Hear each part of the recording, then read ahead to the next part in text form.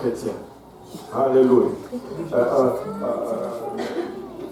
Il est clair qu'il y a plus, il semble avoir plus de normes extérieures dans la parole de Dieu pour les femmes que pour les hommes.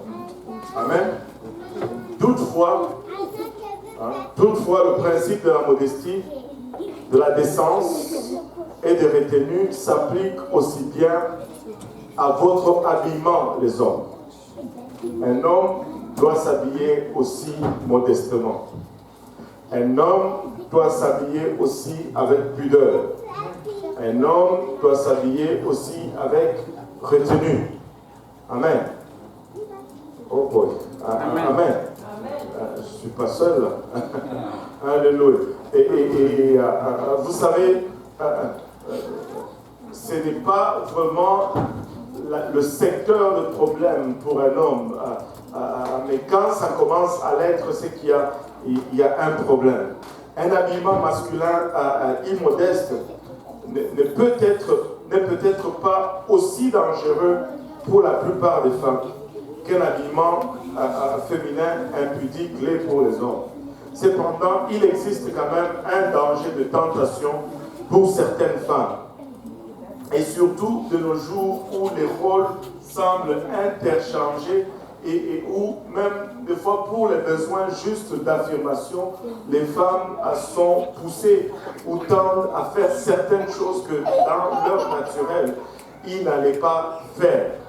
Vous savez, comme je l'avais dit l'autre fois, la femme est attirée par ceux qui la touchent. La femme est allumée par ceux qui la touchent. Mais l'homme, par contre, est allumé par ceux qu'il voit. Et d'où nos secteurs de problèmes sont différents. Les plus grands consommateurs de la pornographie, ce sont les hommes parce que ça sollicite les yeux.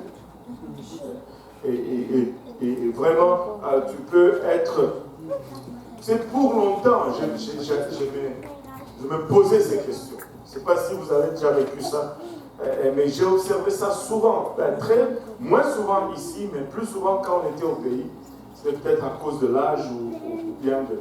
Tu sais, tu pouvais voir une très belle fille. Très belle, très intelligente. Mais qui sort avec un voyou. Vraiment, tu te dis, mais qu'est-ce qui se passe dans la tête de cette fille? Des fois, tu vois la fille,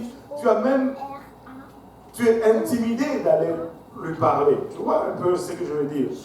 Mais quand tu vois celui avec qui elle sort, tu te dis, Maman Nangaye, tu es à terre. Tu sais pourquoi? Parce que c'est ces gens qui sont un peu voyous. Tu sais, ils agissent d'abord sans égard à la personne. Et puis, ce sont des parleurs. Ils vont tellement parler de façon musicale.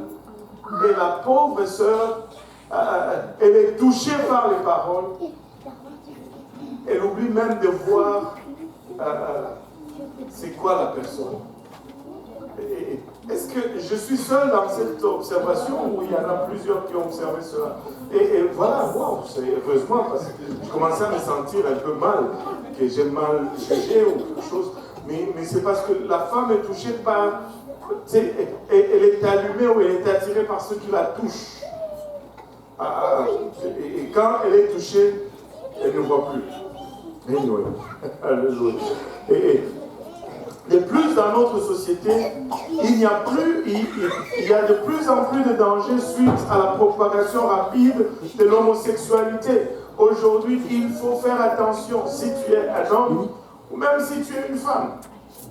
Tu sais, on parlait l'autre jour de gym et toutes ces affaires. C'est beau toutes ces affaires. Au fond, on n'est pas en train de dire que ce sont des péchés ou de quoi. Mais ce n'est pas parce que vous êtes entre femmes que vous êtes safe.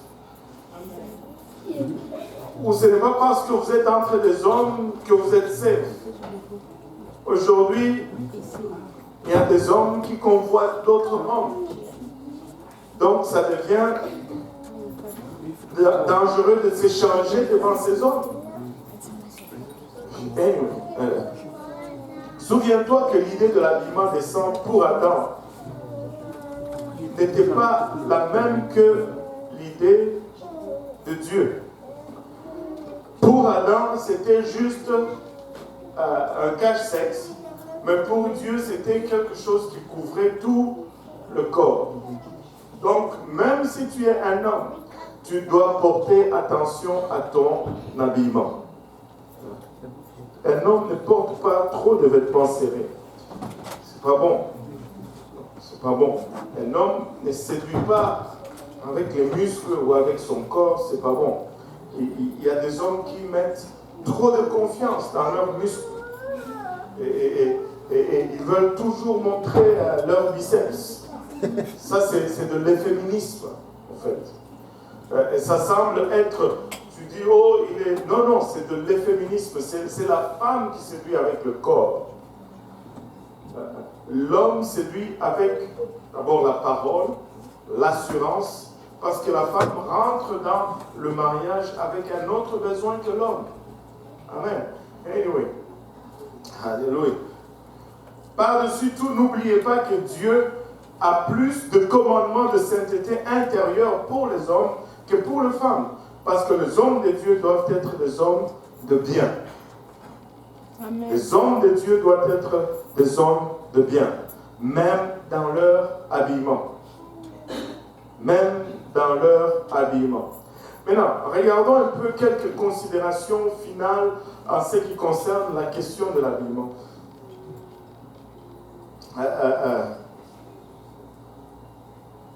Regardez ceci. Les hommes et les femmes ont été créés par Dieu avec différentes émotions, différents désirs et différents atouts physiques. Nous avions parlé de cela la dernière fois.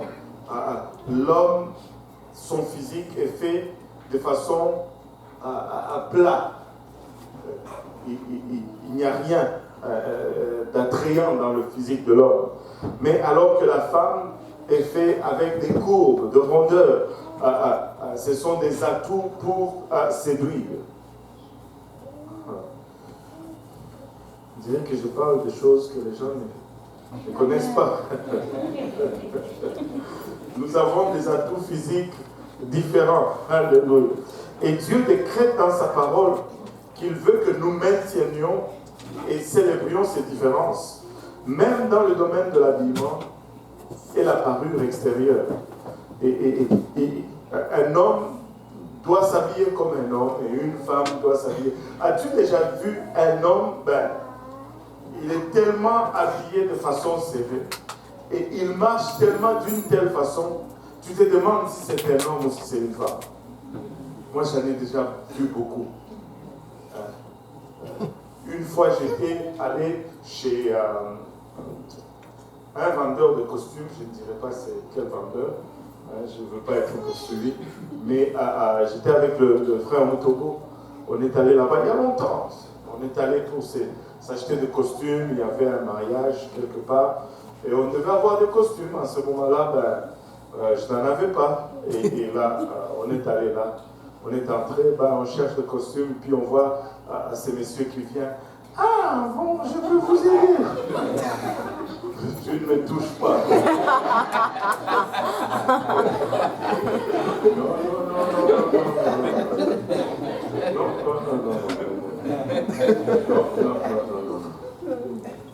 Dieu est si catégorique dans le maintien de cette différence entre les hommes et les femmes qu'il nomme cette brisure de cette norme comme une abomination.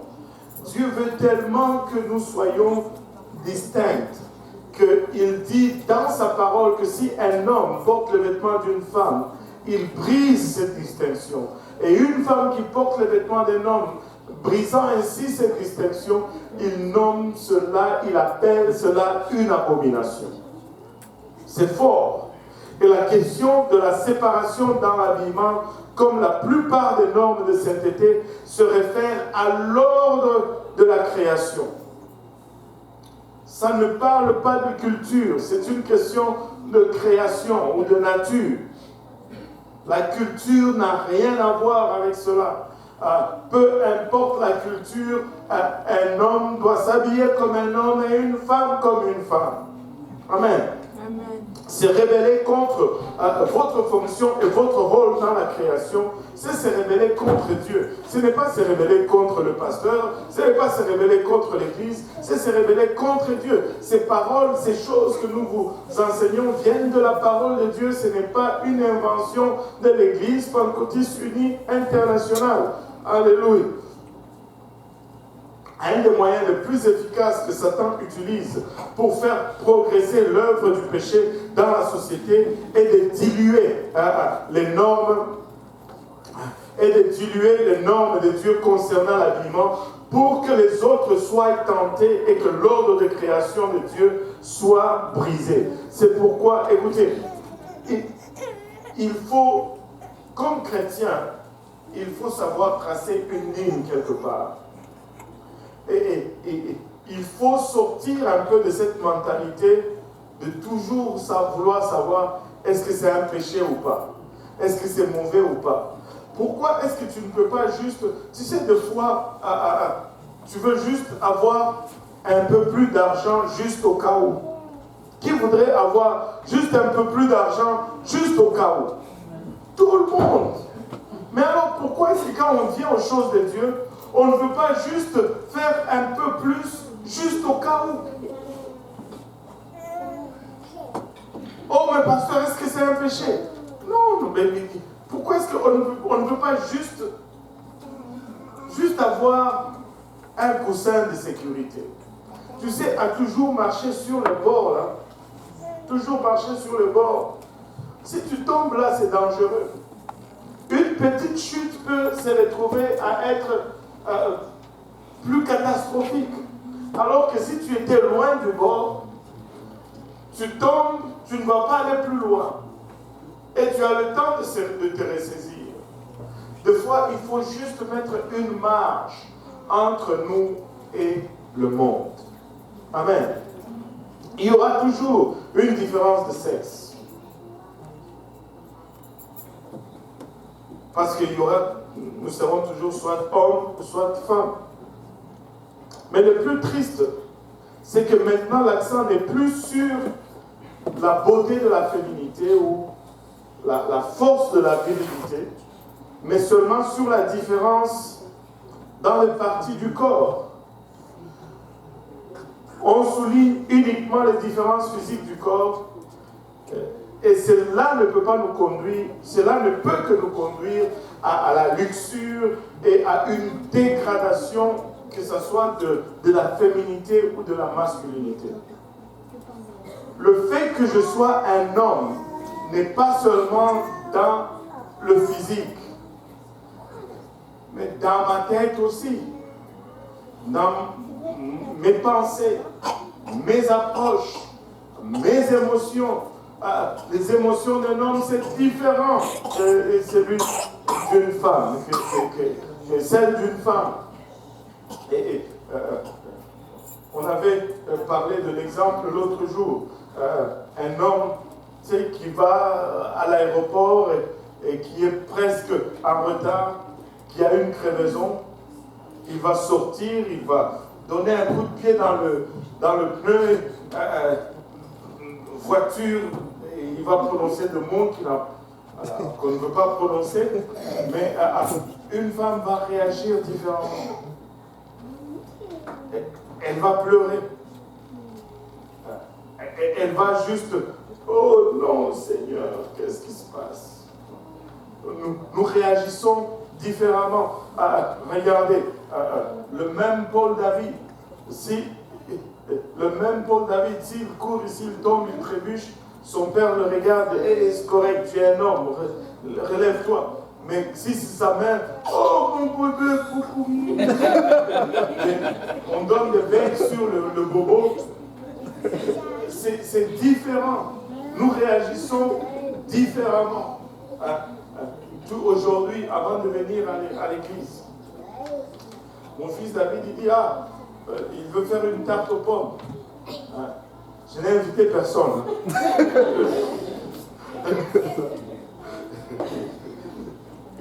fait le meilleur tarte aux pommes? Il dit, je veux faire une tarte aux pommes, mais il n'y avait pas assez de pommes. Et là, il dit, ah, je vais aller chez IGA, je vais prendre le vélo, je vais aller chez IGA. Moi, comme papa, je dis, yes, this is my man. Ça, c'est mon gars. Vas-y. Et la maman, elle dit, non, IGA, c'est trop loin. Tu ne veux pas juste aller ici au dépanneur? David, il dit, mais maman, au dépanneur, 3 pommes, ça va me coûter $24,90. Il a une façon de parler. Et finalement, il a pris son vélo, il est parti avec son vélo. Et ils sont rentrés tout transpirants. Je dis, ça c'est mes gars. Tu vois, on a des approches différentes. Différentes. Et nous, on veut qu'un homme va vouloir que ses enfants se solidifient. Mais une maman va vouloir protéger ses enfants. C'est différent. La force motrice de la mode unisexe de notre temps est la vision féministe d'une société nouvelle, asexuée, sans différence de sexe. Et aujourd'hui, on est en train de dire on ne peut plus utiliser les articles. On ne peut plus utiliser le féminin ou le masculin. C'est une offense. Ah oui. Ne prends pas pour acquis que je suis une femme. Écoute, je sais quand même voir que tu es une femme. C'est grave aujourd'hui. C'est grave. On te traduit à justice pour avoir appelé une femme femme ou un homme homme. C'est là où nous sommes rendus. Mais ça a commencé comment? Juste avec des simples trucs unisexes. Pourquoi unisexe? Moi, je sais clairement que je suis un homme. Je n'ai pas besoin, je ne suis pas en doute. Et vous ne devez pas être en doute non plus. Amen. Alléluia. Où le vêtement et le rôle des hommes et des femmes sont indifférenciés, c'est-à-dire on enlève toutes les différences et on dit que ces rôles sont interchangeables. Écoutez, vous pouvez m'appeler vieux jeu comme vous voulez, ça ne me dérange pas. Écoutez, il y a de ces choses que c'est la responsabilité de l'homme et il y a de ces choses que c'est la responsabilité de la femme.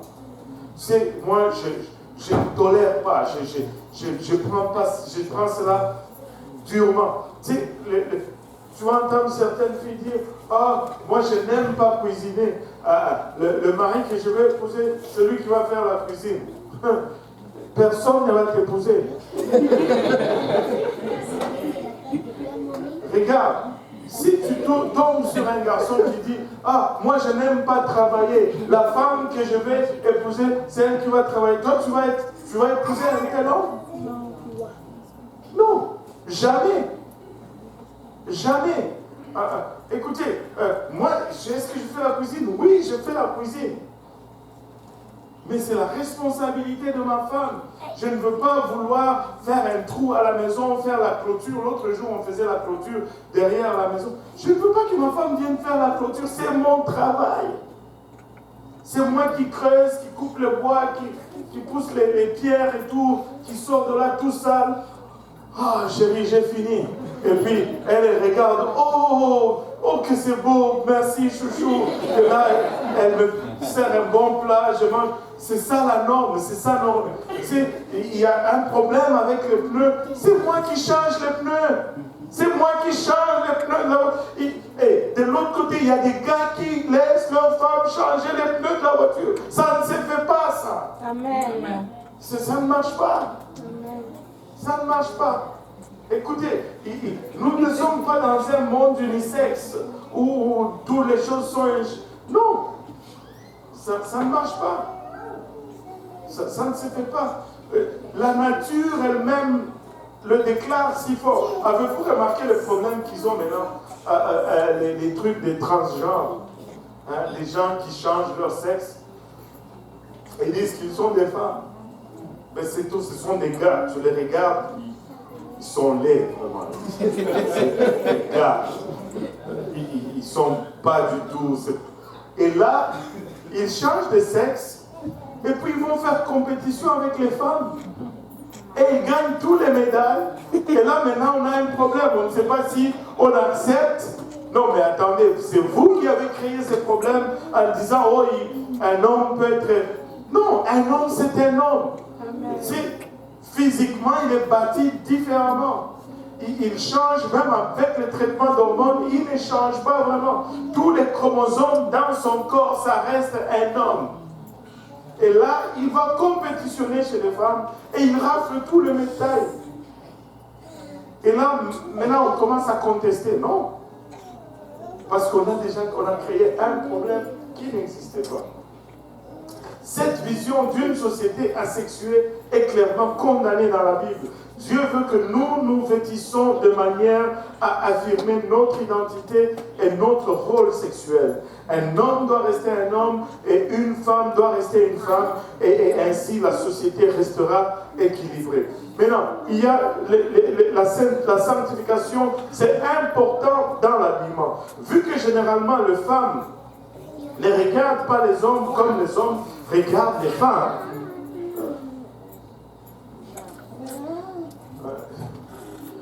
Les hommes regardent les femmes d'une façon. Et les femmes regardent les hommes d'une autre façon. Et c'est pourquoi quand...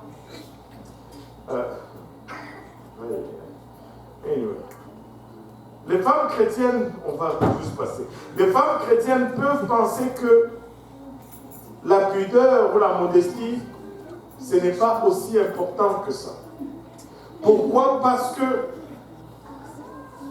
tu sais, quand tu aimes quelque chose, tu vas avoir tendance à penser que tout le monde aime la même chose. N'est-ce pas? Toi, tu aimes le goût amer, tu penses que tout le monde aime le goût amer. Il y a de ces choses qui sont amères. Tu sais, savez-vous, il y a des espèces de noix de cola, de gros noix, comment on appelle ça encore? Bon, peut-être ça, qui sont des fois blancs là. Ouais, c'est amer cette affaire-là. Au Congo, on les appelle les noix de Gadiaïa. Gadiaïa. Ouais, c'est ça, c'est amer. Terriblement amer. J'ai essayé d'en manger, c'était quoi? C'était le mariage à Palinda, on devait amener cela et ça faisait partir, fait que je suis allé chercher chez Kanagan, là, j'en ai acheté, je me suis dit, ben, je vais goûter un peu, parce qu'apparemment, ça guérit aussi beaucoup de maladies, comme le diabète, la tension et toutes ces choses. Je dis, bon, je vais essayer. J'ai mis dans la bouche, oh Seigneur, même après avoir brossé les dents, c'était amer. Ça laisse un goût qui te fait genre quand tu manges cela. Mais de l'autre côté, le frère Jules n'est pas là. Il mangeait cela comme si c'était des bonbons à la main. Il dit, ah c'est très bon ça. Je dis, oh, c'est quoi là? Qu'est-ce que lui là à la place de la langue? C'est terriblement amer. Tu sais, quand tu aimes quelque chose, tu as tendance à penser que tout le monde va aimer la même chose. Et une fois, mon oncle qui est marié avec une Italienne en Italie, sont venus en voyage au Congo.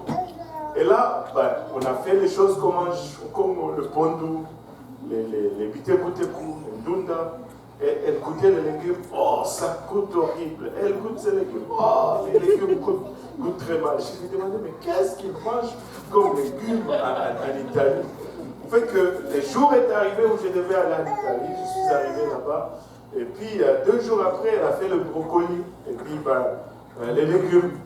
J'ai goûté, j'ai dit, wesh!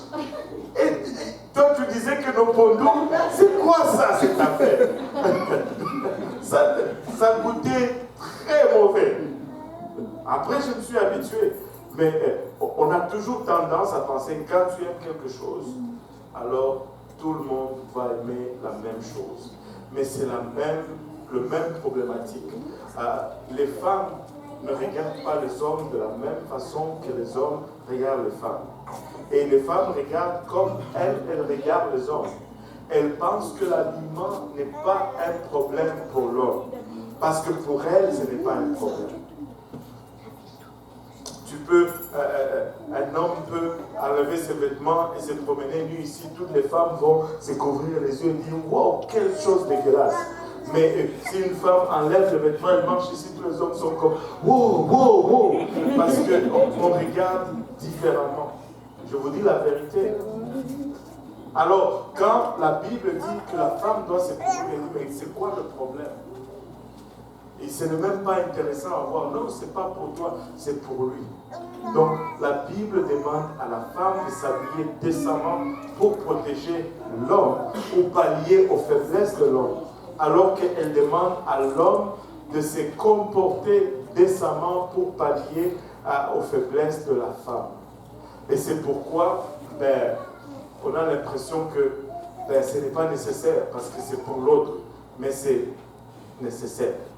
Nous en avons besoin les uns les autres. Amen. Alléluia. Maintenant, regardez ceci. Dans le jardin d'Éden, à travers l'apostasie idolâtre d'Israël, et dans le jardin d'Éden, et à travers, je veux dire, l'apostasie idolâtre d'Israël, et même dans l'histoire récente, vous trouverez que souvent les femmes prennent le devant en matière de péché. Et j'étais en train de regarder cela. On va parler de cela. Tu sais, dans le temps, il y a eu 2 rébellions sociétales aux États-Unis. Première rébellion, après la Première Guerre mondiale, boum, la société connaît un choc, on se débarrasse de mœurs, et les années 20, rébellion totale. Et durant cette première rébellion, c'était les femmes qui se sont coupées les cheveux. Et c'était tellement un truc de la société que ça passait dans les journaux et toutes ces choses. Deuxième rébellion, 1960. Là, c'est le mouvement hippie. Et là, ce sont les hommes qui laissent maintenant pousser leurs cheveux. Toujours, la femme va le faire et l'homme va suivre. Et on va en parler tout à l'heure quand on va entrer dans la question des cheveux. Mais regardez ceci. Bien que la femme soit appelée comme étant le sexe faible, elle exerce un pouvoir incroyable sur l'homme. Elles ont également plus d'influence sur les générations futures grâce à leur rôle de mère, leur influence pour le mal ou pour le bien et ne peut pas être mesurée, elle est incommensurable. Tu sais, laisse-moi te donner un truc. Si tu veux avoir vraiment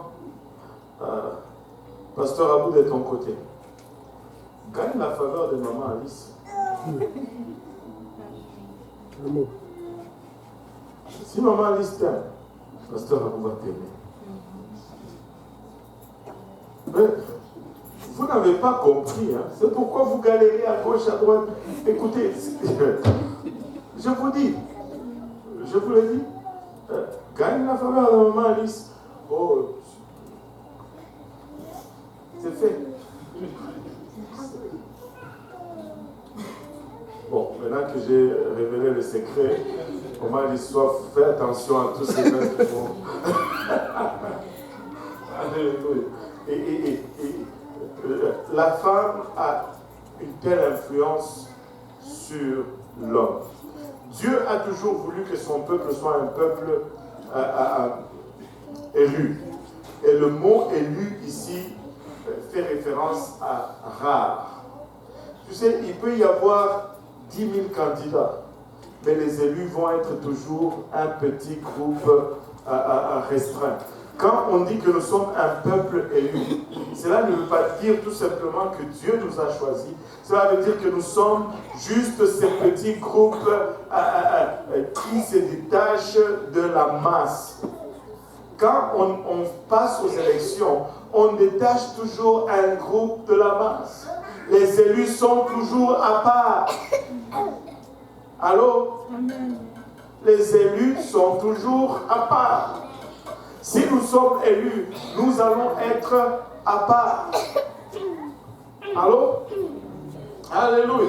Et voilà. C'est pourquoi il a demandé aux Juifs de se vêtir d'une certaine façon. Et Dieu veut que nous soyons identifiables dans le monde par notre habillement. Amen. Maintenant, votre obéissance personnelle. Vous pourriez dire, je n'ai pas la conviction en ce qui concerne le port du pantalon pour les femmes, mais votre manque de conviction ne vous donne pas au fait l'autorisation d'ignorer ou de vous révéler contre la parole de Dieu. Et tu sais,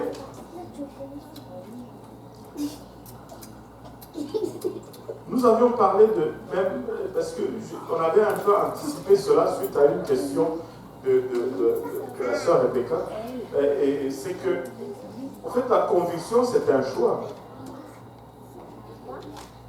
La conviction, c'est un choix, c'est une décision personnelle.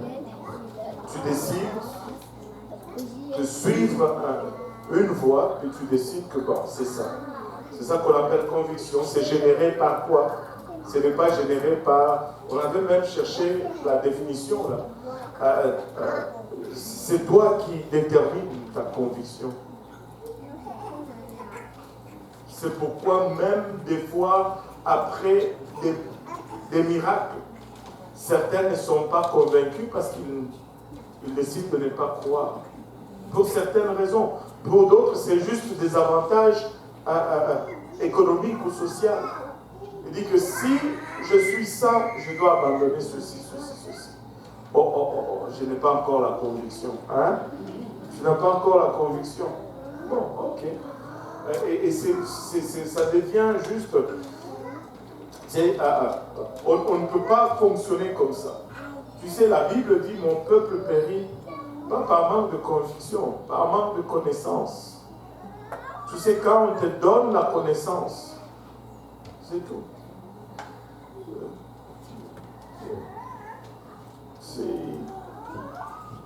Quand je sais, je suis appelé à agir. Et tu sais, il y a de ces choses dans lesquelles tu vas grandir dedans.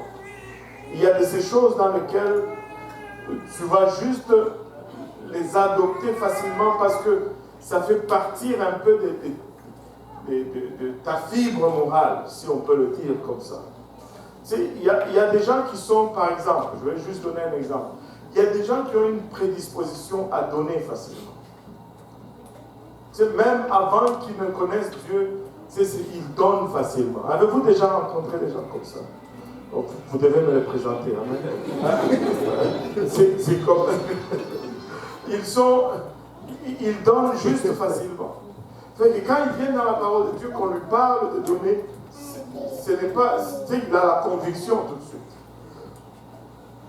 Mais d'autres, pour eux, donner, c'est privé. Ils ne donnent pas. Ils ont ce qu'on appelle chez nous l'ibokomaka. Ça veut dire la main de singe. C'est toujours fermé. Avez-vous remarqué là? C'est toujours fermé. Mais Dieu ne peut rien mettre là-dedans quand c'est fermé comme ça. Si tu as tout le temps la main fermée, tu ne peux rien recevoir. Vous savez, ils ont fait un truc. Je ne me rappelle plus trop de l'expérience, mais c'est ça, je vais vous raconter ceci. Ils ont pris un singe.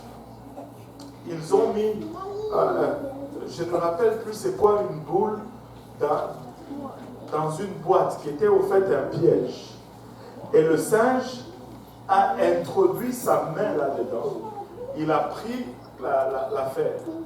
Mais quand il rentre sa main est ouverte. Mais quand il prend l'affaire, il ne peut plus retirer sa main. Vous savez, il a été pris parce qu'il ne veut pas lâcher la chose qu'il avait dans la main. Là, il se bat pour sortir la main, rien à faire. Mais la seule façon de sortir sa main, c'était de lâcher prise. Et des fois, nous mourrons comme ça. Parce que nous voulons nous accrocher à une chose. Mais lâche et tu vas être libéré. Non. Tu veux avoir, mais la main ne sort pas. Tu es pris parce que tu veux prendre. Laisse et tu seras aussi libre. Et des fois, à cause de certains avantages sociaux, de certains privilèges ou de certains accès, nous remettons notre conviction à plus tard, mais alors que nous sommes en train de périr. Vous savez, vous devriez vous demander vraiment, concernant ma façon de vivre, qui est l'autorité finale? Concernant votre façon de vivre, c'est qui est l'autorité finale? Mes sentiments, mes convictions ou bien la Bible? C'est qui a le dernier mot dans ta vie? Tes sentiments, tes convictions ou bien la parole de Dieu? Et quand tu réponds à cette décision, tu sais quelle direction tu vas prendre. Les sentiments de l'homme sont très trompeurs, mais le Saint-Esprit ne va jamais vous conduire dans une voie contraire à la parole de Dieu. Il y a certains qui vont venir, tu sais, je veux juste prendre un exemple exagéré, ok? Juste un exemple exagéré pour que vous puissiez comprendre de quoi je parle.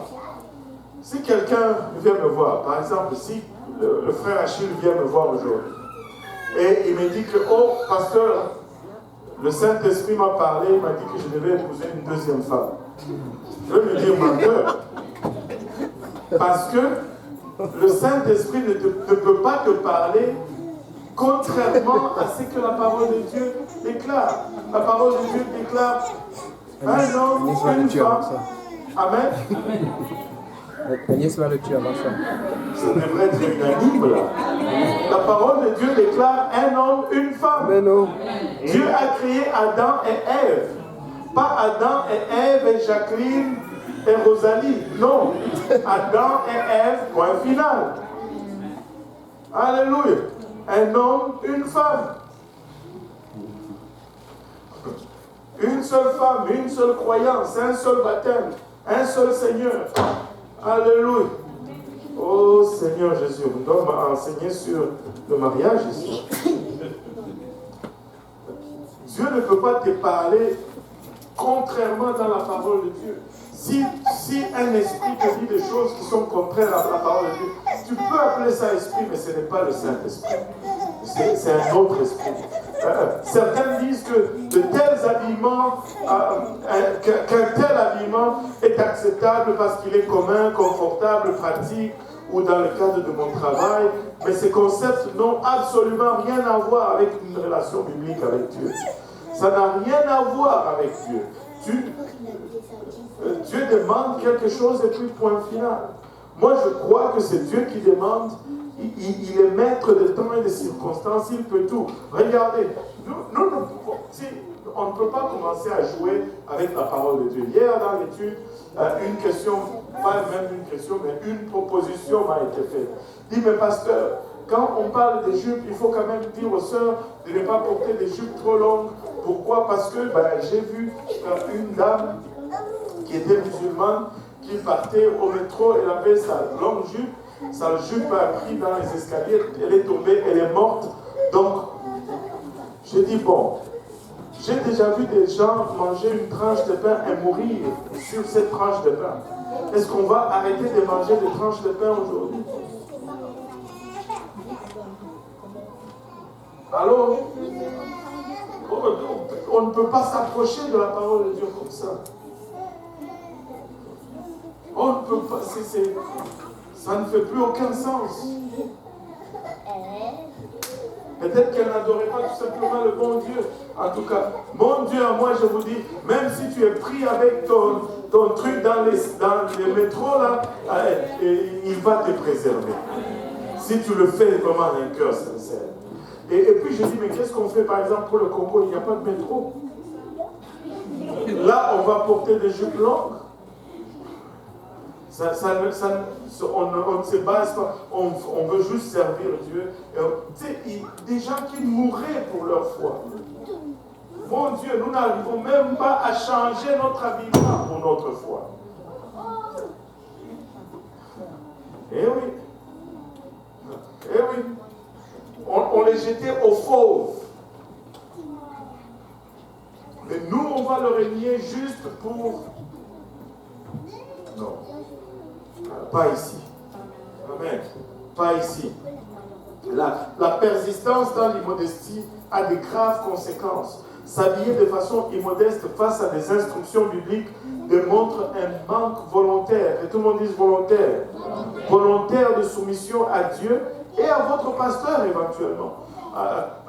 L'attitude de plusieurs chrétiens aujourd'hui, c'est combien est-ce que je dois faire pour être sauvé? Mais l'attitude d'un vrai chrétien, c'est combien puis-je faire pour plaire à mon sauveur? Nous voulons plaire à Dieu. Nous ne voulons pas juste être sauvés. Tu sais, je vais piquer encore un peu, maman Alice. Oh, une question.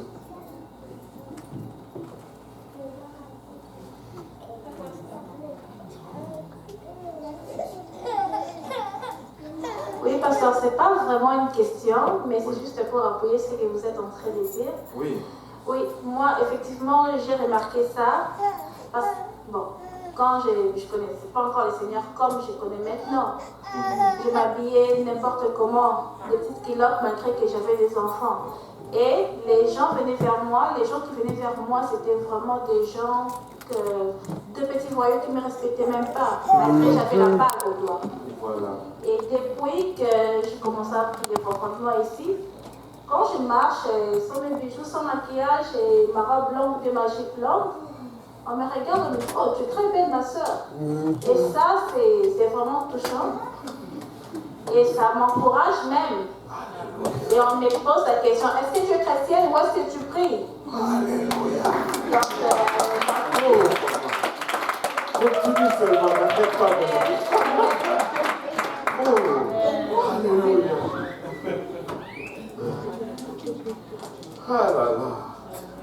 Tu sais, ces choses, des fois, tu sais, je regarde ça des fois. Je dis, mais l'homme, même s'il grandit, il ne change pas.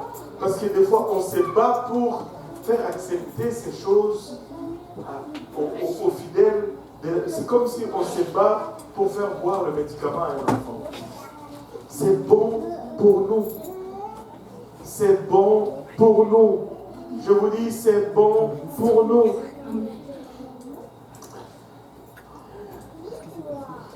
Que tu veux continuer jusqu'à 22h, moi j'ai même oublié ce que je voulais dire.